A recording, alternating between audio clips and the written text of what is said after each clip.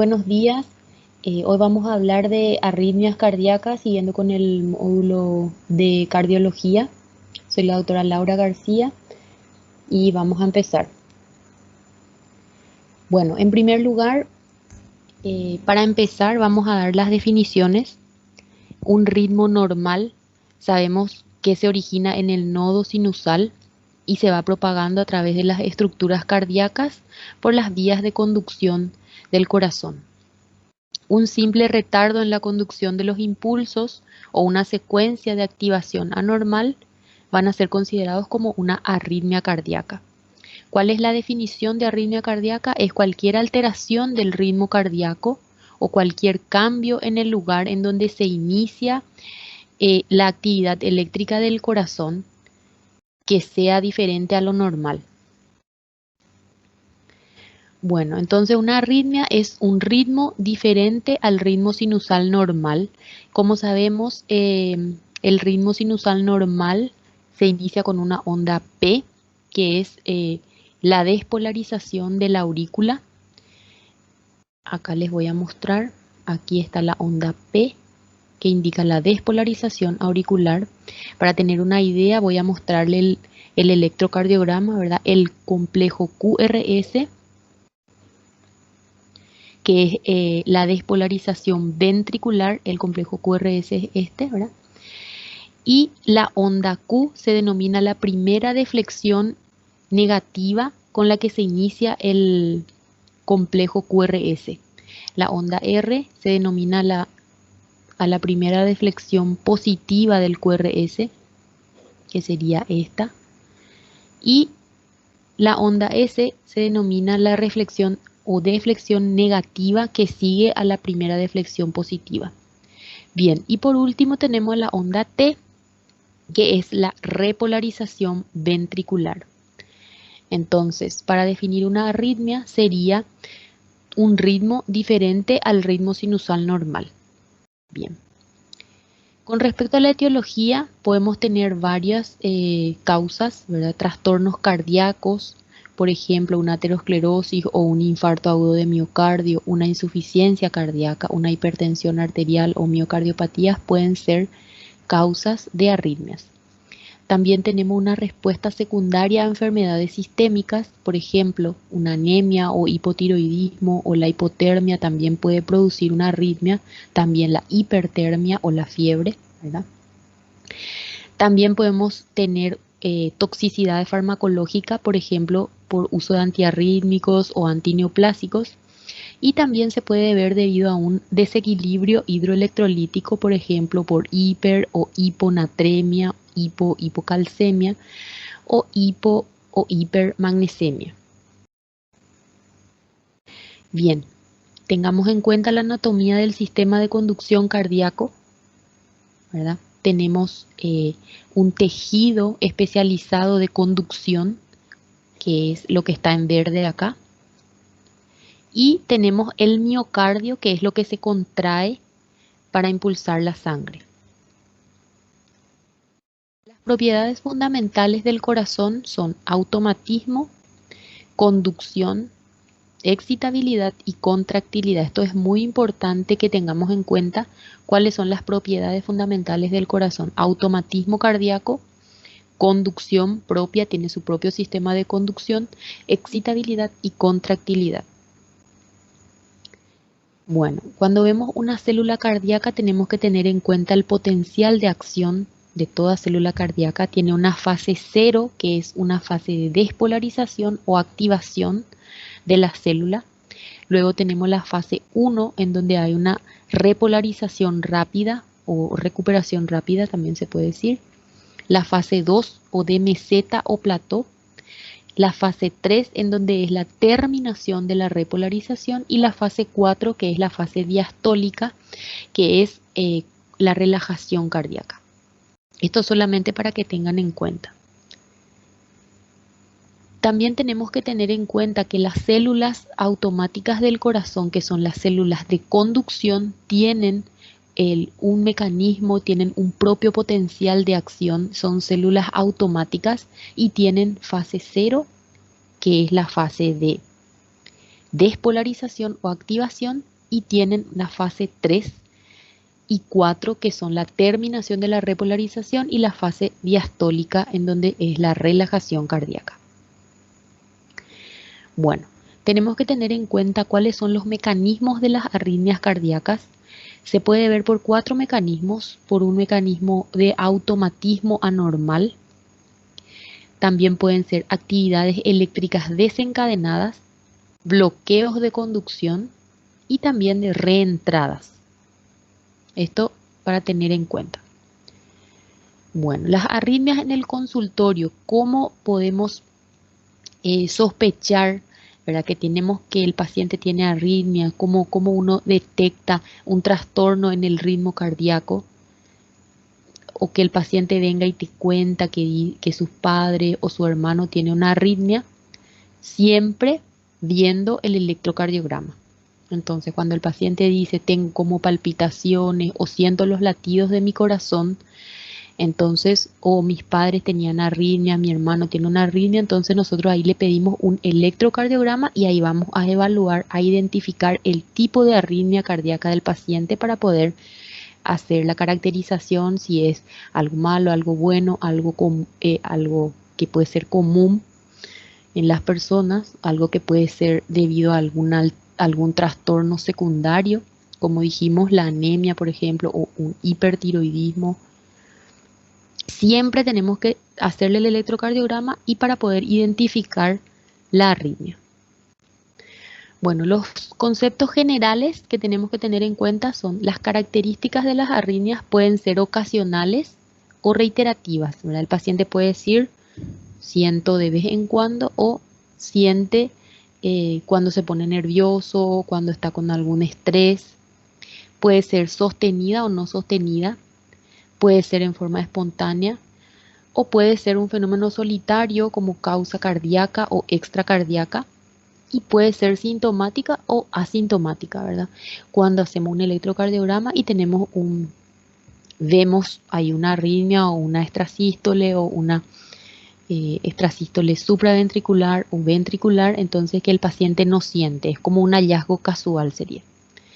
Y los síntomas mayores que el paciente puede referir serían mareos o pérdida del conocimiento, y síntomas menores, palpitaciones, que siente como una pausa o siente como puntadas o golpes en el pecho.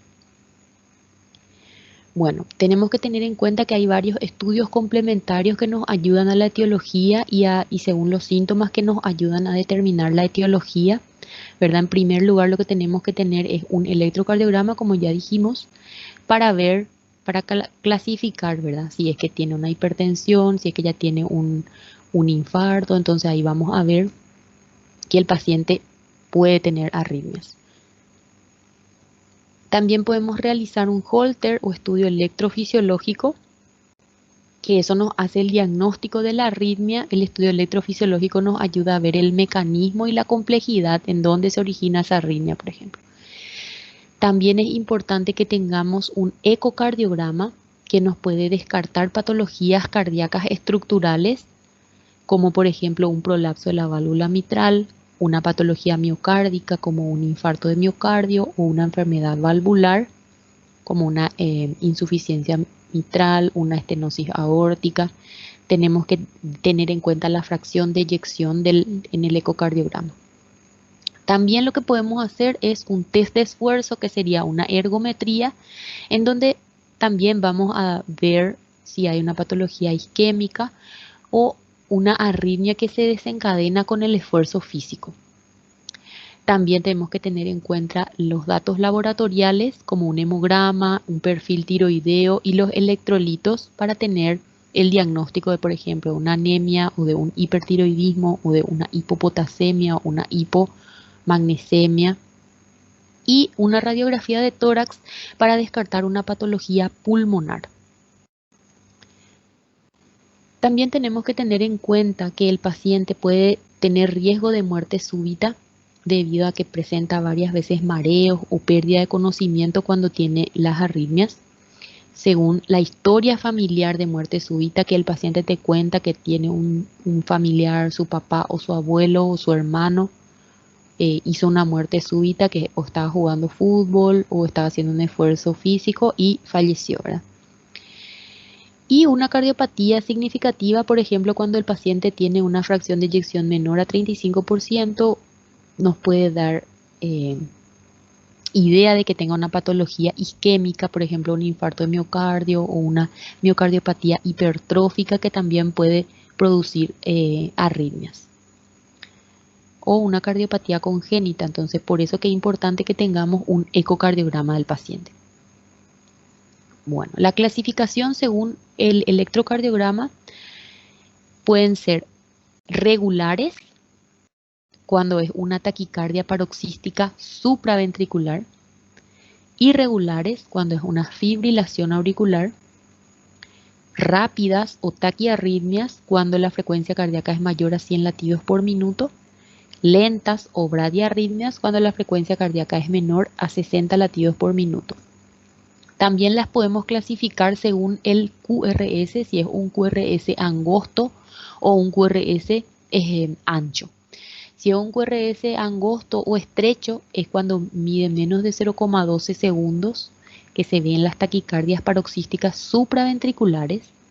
Y cuando es un QRS ancho mayor a 0,12 segundos, nos indica que es una taquicardia ventricular, que se origina en los ventrículos, en el sistema de conducción del ventrículo. Bueno, la clínica sería la tolerancia a las arritmias va a depender de la frecuencia cardíaca. Por ejemplo, si es una frecuencia cardíaca muy alta, ¿verdad?, el paciente va a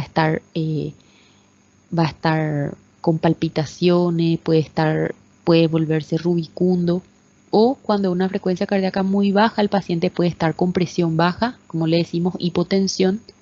También depende del origen de la taquicardia, si es supraventricular, que se originan las arritmias en las aurículas, o ventricular, cuando se originan los ventrículos. También la clínica, la tolerancia a las arritmias va a depender del estado previo de la función del ventrículo, ¿verdad?, de la presencia o no de una patología coronaria, si tiene o ya un infarto establecido, si tiene o no una enfermedad valvular, o si tiene otras patologías asociadas, como por ejemplo una enfermedad pulmonar obstructiva crónica que puede tener arritmias supraventriculares. Los síntomas más frecuentes que nos pueden referir los pacientes son palpitaciones, mareos, síncope, dolor precordial y también fatiga, o síntomas inespecíficos como estar asténico, estar cansado, ¿verdad? Bueno, para empezar a hablar un poquito de cada una de ellas, vamos a ir viendo uno a uno. Lo primero es una extrasístole supraventricular. Se reconocen en el electrocardiograma porque tienen un complejo QRS estrecho o angosto y no tienen una onda P. Las extrasístoles, bueno, pueden o no tener onda P. Las extrasístoles supraventriculares son un hallazgo frecuente en personas normales, especialmente en personas de edad avanzada. Entonces, una extrasístole supraventricular está determinada por un QRS estrecho y puede o no estar seguido de una onda P. Y las extrasístoles ventriculares, una alteración en la que se origina una señal eléctrica, como ya les mencioné, en los ventrículos del corazón. A menudo no producen síntomas ni causan algún problema, pero pueden ser monomorfas cuando todas son de la misma morfología, o polimorfas cuando tienen diferentes morfologías. Pueden estar aisladas, como en este ejemplo, o estar en duplas o bigeminadas, por ejemplo. Cuando se presentan en salvas de 3 o más, ya se denomina taquicardia ventricular. Bueno, acá podemos ver una extrasístole ventricular. ¿Por qué? Porque tiene un QRS ancho. Ven acá, abarca como casi 10 cuadraditos pequeños en el electrocardiograma. Entonces un QRS ancho se origina la extrasístole en el ventrículo. Entonces una extrasístole ventricular. Y acá podemos comparar con el QRS normal, que mide 0,12 el límite. 3 cuadraditos puede medir el QRS. Entonces en este caso tenemos un QRS ancho. Entonces una extrasístole ventricular. Acá, como les mencioné, puede ser una dupla ventricular. Se ven dos extrasístoles ventriculares y acá podemos ver la morfología, que son idénticas. Entonces, monomorfas, porque tienen la misma morfología. En este ejemplo podemos ver una tripleta ventricular en donde todas son de la misma morfología.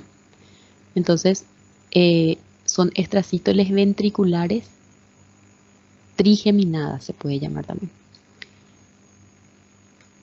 Bueno, para empezar a hablar de las bradiarritmias, tenemos que tener en cuenta las alteraciones del automatismo, que puede ser una bradicardia sinusal o una enfermedad del nodo sinusal. Cuando la frecuencia cardíaca es menor de 60 latidos por minuto, tenemos las bradiarritmias. Y también pueden ser por alteraciones en la conducción, y ahí tenemos los bloqueos. Bloqueo del aurículo ventricular de primer grado, de segundo grado y de tercer grado. Vamos a ver cada uno de ellos.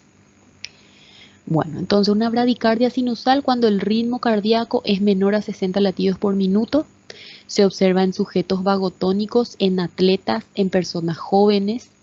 También se puede presentar en el hipotiroidismo, cuando el paciente usa beta bloqueantes, cuando hay un infarto de miocardio de la región inferior y cuando hay una enfermedad del nodo sinusal. Entonces, como acá podemos ver que tiene una frecuencia cardíaca de alrededor de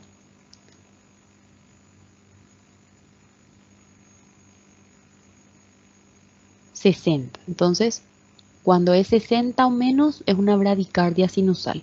Bien.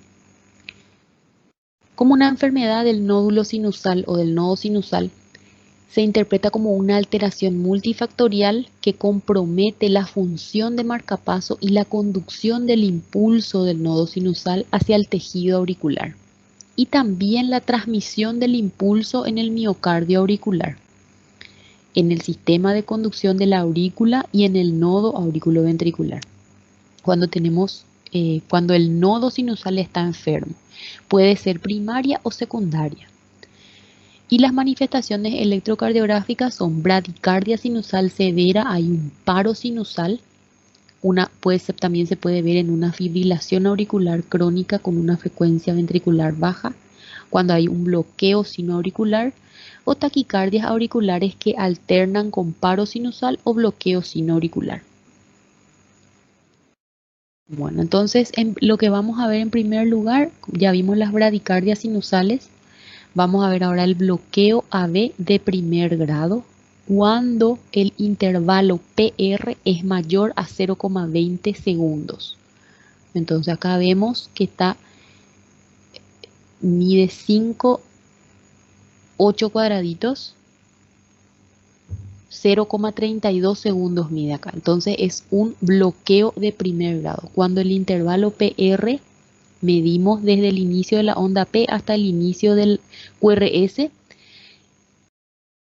es más de 0,20. Cada cuadradito mide 0,04 segundos. Entonces ahí multiplicamos en 8 por 4, 32. Entonces 0,32 segundos es más que 0,20, entonces tiene un bloqueo AB de primer grado. El bloqueo auriculoventricular de segundo grado se puede clasificar en tipo 1 y tipo 2, Movitz 1 o Wenckebach y Movitz 2. Entonces, ¿cómo identificamos un bloqueo AB de segundo grado Movitz 1 o tipo Wenckebach? Cuando el intervalo PR se va incrementando en forma progresiva. El PR más largo es el segundo latido y el aumento de lo siguiente. Va aumentando el intervalo PR hasta que uno de los impulsos es bloqueado. Por ejemplo, acá podemos ver en este ejemplo el intervalo PR se va prolongando y acá se bloquea. Acá no hay QRS. Entonces, bloqueo AB de segundo grado tipo Wenckebach o Movix 1 es cuando el intervalo PR se va prolongando en forma paulatina y luego se produce el bloqueo. Entonces, este para ver un resumen de los diferentes tipos de bloqueo AB. Entonces, el bloqueo de primer grado es cuando el intervalo PR es mayor a 0,20 segundos. El bloqueo AB de segundo grado tipo 1 es cuando se va prolongando el intervalo PR. Aquí vemos que está primero normal. Aquí ya se va prolongando un poquito más, aquí más, mucho más y aquí ya está bloqueado. Aquí ya no existe QRS. Y vamos a ir viendo el tipo 2 y el bloqueo AB de tercer grado, ¿sí? Bueno, vamos a hablar ahora de las taquiarritmias que pueden ser supraventriculares o ventriculares. Las supraventriculares se clasifican en taquicardia sinusal, taquicardia por reentrada del nodo AB, taquicardia por reentrada del nodo AB por la vía accesoria, aleteo auricular, fibrilación auricular. Y las taquiarritmias ventriculares puede ser una taquicardia ventricular o una fibrilación ventricular. En primer lugar, la taquicardia sinusal cuando el ritmo cardíaco es mayor a 100 latidos por minuto.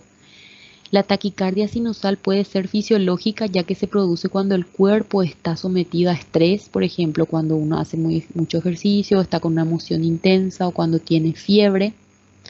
Entonces, una vez que desaparece el estrés, la frecuencia cardíaca se vuelve normal.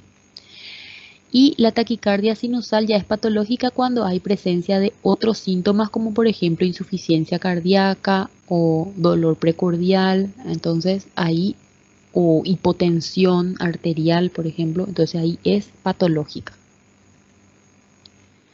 Bueno, la taquicardia con QRS estrecho es una taquicardia por reentrada del nodo auriculoventricular. Esta es más frecuente en mujeres. Se ve aproximadamente en el 50% de todas las taquicardias supraventriculares. Puede ser sin cardiopatía estructural del corazón.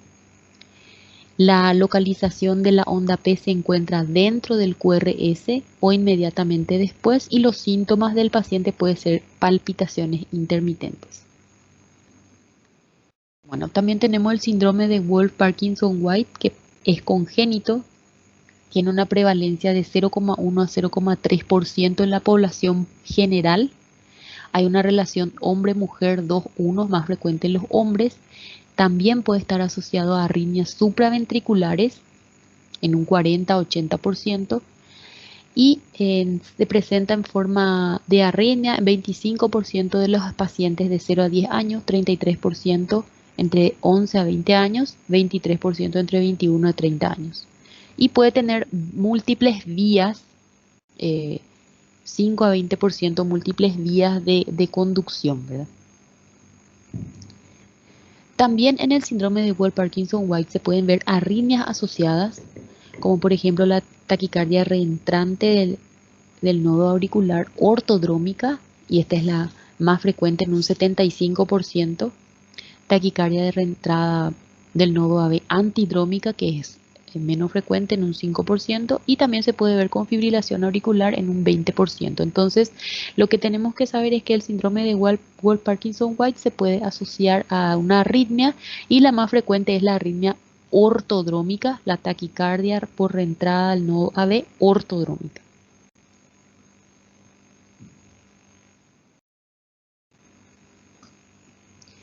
Bueno, también podemos ver taquicardia con QRS angosto, una taquicardia por reentrada al nodo AB mediada por la vía accesoria.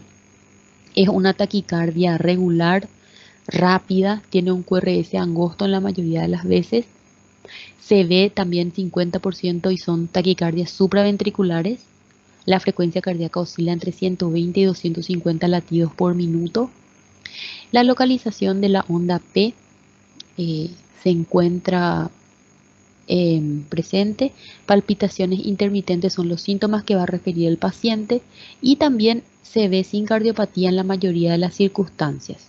Y en los niños se ve asociado en 20% con una anomalía de Einstein, que es una anomalía de la válvula tricúspide. Bueno, después tenemos la fibrilación auricular, que es una arritmia muy frecuente en la práctica clínica. Habitualmente se ve cuando hay una cardiopatía, cuando hay un infarto de miocardio, cuando hay una afectación valvular del corazón, pero también se puede presentar en ausencia de alguna cardiopatía, ¿verdad? Y se denomina fibrilación auricular idiopática. La fibrilación auricular puede ser paroxística, que es que ocurre por momentos, ¿verdad? Y luego el ritmo vuelve a ser ritmo sinusal normal. O crónica, cuando ya es una fibrilación auricular instalada, ya nunca más se ve el ritmo sinusal, ya está solamente con una fibrilación auricular. El paciente relata que tiene palpitaciones rápidas, irregulares y también síntomas como disnea, que es dificultad respiratoria, angor, que es dolor de pecho, síncope, que son desmayo o mareos. Y en el electrocardiograma hay una respuesta ventricular irregular. Se ven oscilaciones irregulares de la línea de base que traducen despolarizaciones auriculares múltiples y desorganizadas. O sea, cuando hay una fibrilación auricular no se puede identificar a la onda P. Se ven oscilaciones irregulares de la línea de base. Significa que hay varios puntos en donde se está despolarizando la aurícula. Y un aleteo auricular es cuando tiene deflexiones negativas, y esto se ve en las derivaciones D2, D3 y ABF. Y el aleteo o flúter auricular tiene los dientes de serrucho, ¿no? Viene a ser como una sierra.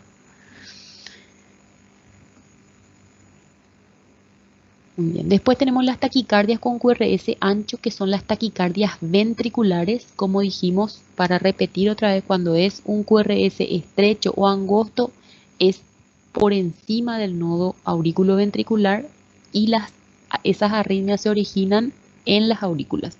Cuando el QRS es ancho, se originan en los ventrículos, por debajo del nodo auriculoventricular. Un 80% de los casos son taquicardias ventriculares, pueden ser monomorfas, polimorfas y pueden ser sostenidas o no sostenidas. La mayoría de las taquicardias ventriculares ocurren en pacientes que tienen cardiopatías como por ejemplo un infarto agudo de miocardio, una miocardiopatías dilatadas o una miocardiopatía hipertrófica. Tienen mal pronóstico las taquicardias ventriculares y están asociadas a muerte súbita. Bueno, acá podemos ver una taquicardia ventricular monomorfa. Como ven, todas tienen la misma morfología y, por ejemplo, todas son negativas o todas son positivas. Y una taquicardia ventricular polimorfa podemos ver en la imagen, en el electrocardiograma B, en donde tienen diferente morfología debido a que estas son negativas, estas son positivas. Ya acá son polimorfas, de diferentes morfologías o formas. Bueno, la fibrilación ventricular es cuando el ritmo ventricular es rápido, cuando es más de 250 latidos por minuto, es irregular. Aquí vemos irregular, tiene una morfología caótica, lleva a la pérdida total de la contracción cardíaca, no hay bombeo sanguíneo y por lo tanto el paciente ahí se produce un paro cardíaco. Puede ser debido a una enfermedad arterial coronaria, esto se ve en 80% de los casos. Se puede ver también cuando hay una miocardiopatía dilatada o una miocardiopatía hipertrófica en un 20% de los casos, y también se puede ver sin cardiopatía estructural, pero es menos frecuente.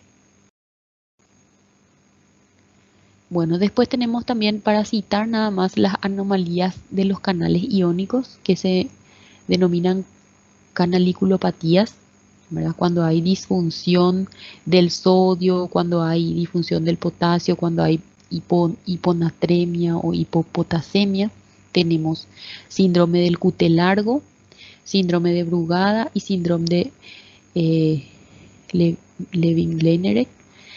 Cuando hay disfunción del potasio, tenemos también síndrome del QT largo o QT prolongado, síndrome del QT corto y también fibrilación auricular. Esto es solamente para citar. Y también les quería mencionar una arritmia respiratoria que es normal cuando uno produce una inspiración profunda, los latidos se aceleran. Entonces, cuando uno inspira, presenta las arritmias y cuando uno expira, vuelve al ritmo normal, digamos. Entonces, esto es completamente normal debido a la respiración del paciente, ¿verdad? A veces algunos vienen y dicen, tengo una arritmia, estoy preocupado y le ponen arritmia sinusal respiratoria, por ejemplo. Entonces, es una variación solamente de la conducción cardíaca durante la inspiración profunda y es completamente normal. Bueno, como dijimos también para volver a mencionar el síndrome de Wolff-Parkinson-White, que entra dentro de los síndromes de preexcitación, en donde existe una vía accesoria que conduce el estímulo desde las aurículas a los ventrículos y esta es más rápida que el nodo AB, esta vía accesoria, ¿verdad? Nosotros tenemos que saber que el nodo sinusal está aquí, tenemos tres haces auriculares de conducción que se conectan con el nodo auriculoventricular y de allí tenemos las fibras de Purkinje que van a los ventrículos, ¿verdad? Y entonces, cuando es el síndrome de Wolff-Parkinson-White está presente, el paciente ya congénito, en forma congénita, tiene una vía accesoria que conecta las aurículas con los ventrículos, no sigue las vías normales de conducción cardíaca. Entonces, eso también tenemos que saber, que el síndrome de Wolff-Parkinson-White se debe a una vía accesoria que conduce el estímulo de forma más rápida que el nodo auriculoventricular. Eso es nada más para mencionarles, ¿no? Bueno, entonces aquí como para ir repasando, bradicardia dijimos cualquier alteración del ritmo cardíaco que sea menor a 60 latidos por minuto. Por ejemplo, podemos ver un bloqueo o una bradicardia sinusal. Una bradicardia sintomática cuando ya la frecuencia cardíaca es lenta y el paciente ya tiene síntomas, tiene baja la presión o hipotensión ortostática. Los síntomas que se deben a la frecuencia cardíaca lenta son, por ejemplo, puede tener molestia o dolor torácico o angor, como le decimos. Puede tener disnea o dificultad respiratoria, disminución de la conciencia o fatiga, estar mareado, tener un síncope, que es una pérdida transitoria de la conciencia. Y los signos serían sudoración o diaforesis, que es esto. Hipotensión ortostática, que es cuando se está parado, está sentado y se levanta, entonces ahí baja la presión. Congestión pulmonar o edema pulmonar, puede tener rales pulmonares. Y esto puede también llevar a una taquicardia ventricular. Bueno, cuando tenemos una taquiarritmia o taquicardia, es cuando la frecuencia cardíaca está más de 100 latidos por minuto. Y también tenemos que tener en cuenta los signos y síntomas, por ejemplo, hipotensión o disminución de la presión arterial, puede estar alteración de la conciencia, el paciente puede estar en shock cardiogénico, puede tener también dolor torácico o puede ya tener síntomas de insuficiencia cardíaca. Bien, entonces, para volver a repasar, la taquicardia sinusal puede ser fisiológica, ¿verdad? En los niños sí tienen una frecuencia cardíaca más rápida. Puede ser fisiológica también durante el ejercicio tiene que aumentar la frecuencia cardíaca. Cuando un paciente está ansioso o está muy emocionado, también puede tener una frecuencia cardíaca mayor a 100 latidos por minuto. Puede ser farmacológica debido a drogas, ¿verdad? Por ejemplo, atropina, adrenalina o debido también a la ingesta de, por ejemplo, café, tabaco o alcohol. Puede ser también patológica cuando el paciente está chocado, cuando está con una infección bacteriana, cuando tiene anemia, cuando tiene hipertiroidismo o cuando está en insuficiencia cardíaca. Y la clínica, como ya mencionamos, palpitaciones o el paciente siente como pausa, que que no late su corazón, ¿verdad? Puede sentir que empieza y acaba en forma abrupta, y cuando le examinamos al paciente vemos, de ahí corroboramos la taquicardia, que contamos más de 100 latidos por minuto, y también vemos que los ruidos cardíacos van manteniendo una intensidad constante. Bueno, entonces aquí para ir repasando taquicardia sinusal, todas las arritmias se hace el diagnóstico con un electrocardiograma. La frecuencia cardíaca tiene que ser mayor a 100 latidos por minuto. El ritmo tiene que ser regular. Ahora, para volver a repasar las bradicardias sinusales, también puede ser fisiológica en los atletas, en personas entrenadas. Es normal que tenga una frecuencia cardíaca alrededor de 50 o 55 latidos por minuto. Cualquier persona durante el sueño disminuye la frecuencia cardíaca.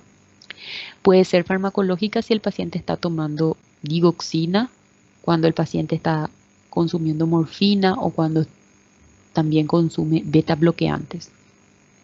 Y patológica, por ejemplo, cuando hay un estímulo al nervio vago, cuando se provoca el vómito, cuando tiene hipotiroidismo o está en hipotermia o tiene un infarto del miocardio eh, de la región inferior del corazón. Y la clínica normalmente suele ser asintomática, y cuando ya es muy acentuada, cuando es menor a 40 latidos por minuto, ya puede dar vértigo o síncope. Y cuando le examinamos constatamos la frecuencia cardíaca menor a 60 latidos por minuto, y puede aumentar cuando le hacemos hacer ejercicio. Bueno, también se hace el diagnóstico mediante el electrocardiograma. Vemos que la frecuencia cardíaca está menor a 60 latidos por minuto, y vemos que el ritmo también es regular. Eso significa que se origina en el nodo sinusal y se va por las vías normales de conducción auricular al nodo auriculoventricular y se propaga a los ventrículos. Entonces, ritmo regular, y la conducción se produce a través del nodo auriculoventricular. Bueno, como dijimos, una arritmia sinusal eh, tiene que ser una variación entre cada latido de 0,12 segundos. Normalmente se asocia con la inspiración profunda. Es común en niños. Esta arritmia no necesita tratamiento, y hay pocas veces en donde no tiene relación con con la respiración, ¿verdad? Entonces lo que tenemos que saber es que existe una arritmia, que es la arritmia sinusal, que se ve frecuentemente, eh, y no es patológica, digamos. Es común en niños y no necesita tratamiento. Voy a parar un ratito, ya vuelvo.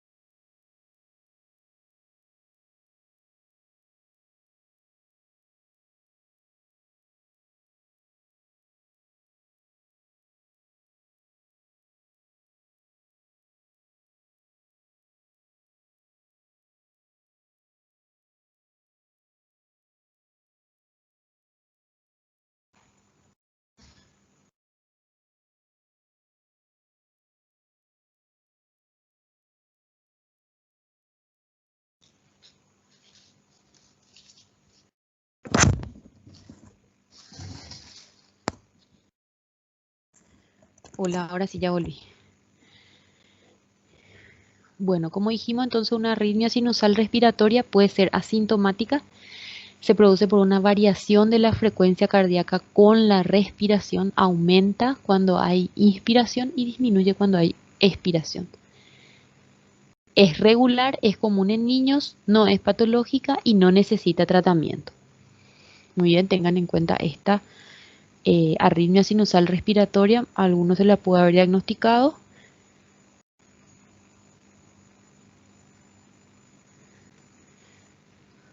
Bueno, un paro sinusal es cuando la causa es cuando una persona tiene hipersensibilidad del seno carotídeo. Puede estar asociada a una arritmia sinusal cuando se hace masaje en el seno carotídeo. Puede ser secundaria a fármacos, por ejemplo, a digitálicos o a quinidina. Puede ser que haya hiperpotasemia.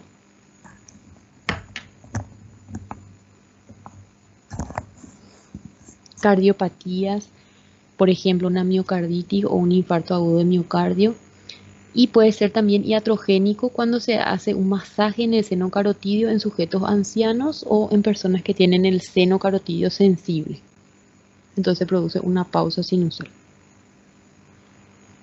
Bueno, entonces en el electrocardiograma vemos ritmo sinusal y los intervalos PR son irregulares. ¿Por qué? Porque hay unas pausas. Bien, las extrasístoles son latidos prematuros que se originan fuera del marcapaso sinusal o fuera del nodo sinusal. Las manifestaciones clínicas pueden ser asintomáticas, el paciente puede referir palpitaciones, siente como pausas o golpes en el pecho. Y al examen físico vemos una pausa prolongada o un latido de mayor intensidad después de cuando le tomamos el pulso al paciente. Y solamente el origen de las extrasístoles se puede identificar en un electrocardiograma. Por eso que es importante cuando el paciente refiere estas manifestaciones clínicas o estos síntomas, realizarlo en electrocardiograma. Bueno, una extrasístole auricular, vemos en el electrocardiograma un ritmo irregular. Acá, por ejemplo, podemos ver que hay una onda P, un complejo QRS. Luego esto es regular con respecto a este y aquí aparece una onda P con un complejo QRS, entonces es irregular. La onda P tiene la morfología diferente a las ondas P originadas en el nodo sinusal. Cuando se originan en el mismo foco, todas tienen morfología semejante. Y el complejo QRS es normal. Bueno, las extrasístoles auriculares son comunes en personas normales, puede ser desencadenado por una emoción o estrés, puede producirse también por el abuso del café, tabaco o el alcohol y puede progresar o dar lugar a un flúter auricular, a una fibrilación auricular, a una taquicardia paroxística supraventricular. El tratamiento, suspender el consumo de café, a veces le indica que tomen café descafeinado, dejar de fumar o algunos pacientes también toman, por ejemplo, Dardoc, o sea, estimulantes. Y estos tienen extrasístoles auriculares frecuentes y eso es peligroso porque eso puede desencadenar una fibrilación auricular o una taquicardia paroxística supraventricular.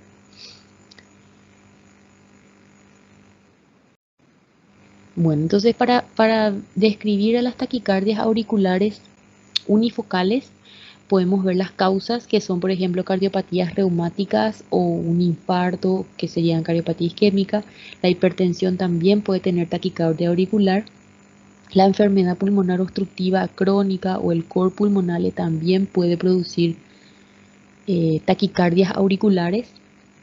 También el hipertiroidismo y la intoxicación digitálica. Y en el electrocardiograma se ven ondas P ectópicas o no sinusales. Usualmente son de la misma morfología. Todas las ondas P se siguen de un QRS que puede ser normal o aberrante. Y la frecuencia auricular va de 100 a 240 latidos por minuto. Y los intervalos de una onda P a otra son regulares. Luego tenemos una taquicardia auricular multifocal, que también puede ser causada por enfermedad pulmonar obstructiva crónica o por una insuficiencia cardíaca. Se puede ver también por hipocalcemia, que sería alteraciones hidroelectrolíticas, por la hipertensión arterial, por hipoxia o intoxicación por metilsantinas. También se puede ver, pero muy rara vez, por intoxicación digitálica. En el electrocardiograma se ven alteraciones idénticas al marcapaso migratorio, excepto la frecuencia auricular, que va de 100 a 180 latidos por minuto. Bueno, y para repasar los bloqueos, el bloqueo auriculoventricular de primer grado, que no les expliqué todavía, el bloqueo AB de segundo grado tipo 2 y el bloqueo AB de tercer grado, ahora vamos a ver eso. El bloqueo AB de primer grado es cuando es un ritmo sinusal, todas las ondas P van seguidas del complejo QRS, pero el espacio PR es superior a 0,20 segundos. ¿Ven? Acá justito 6 cuadraditos sería 24, ¿verdad? Sería 0,24 segundos. Bloqueo de primer grado cuando el intervalo PR es mayor a 0,20 segundos y todas las ondas P van seguidas del complejo QRS. Bloqueo AB de segundo grado, Mobitz 1 o Wenckebach, es cuando el intervalo PR se va alargando progresivamente y luego se produce la pausa. Por ejemplo, acá podemos ver que se va prolongando. Aquí son 6 cuadraditos y aquí ya son 7. Aquí son 8 y se produjo la pausa sinusal. Luego el bloqueo AB de segundo grado, Mobitz 2 o tipo 2, es cuando el intervalo PR es prolongado y fijo.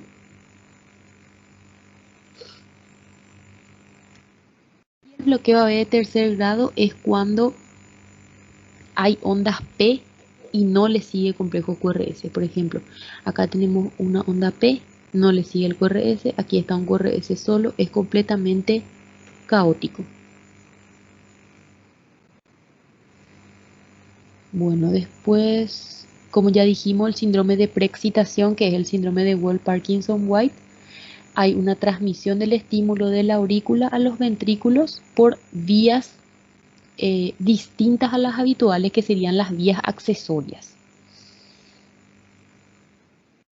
Y el más frecuente, el síndrome de Wolff-Parkinson-White, se ve más frecuentemente en varones mayores de 30 años y puede estar asociada, como ya dijimos, a taquicardias supraventriculares o taquiarritmias supraventriculares, y la más frecuente era la taquicardia por reentrada del nodo AB ortodrómica, que eran un 75%. Bien, entonces el síndrome de Wolff-Parkinson-White se caracteriza por tener un PR corto menor a 0,12 segundos. También puede tener un QRS ensanchado y en donde se ve la onda delta, que sería esta. Aquí podemos ver. Siempre la onda delta hay que ver en dedos, que serían esta derivación. Es más fácil identificar aquí la onda delta. Es un trastorno secundario de la repolarización con el segmento ST isoeléctrico o discretamente infradesnivelado y es convexo hacia la línea de base y tiene una onda T negativa asimétrica en las derivaciones que tienen un QRS positivo. Bueno, esto solamente para que ustedes sepan que en el síndrome de Wolff-Parkinson-White se puede identificar gracias a la aparición de la onda delta en algunos casos, y el PR es corto, menor a 0,12 segundos. Y para tener también en cuenta, la enfermedad del seno auricular puede ser debido a un proceso degenerativo en donde se produce una fibrosis del nodo sinusal.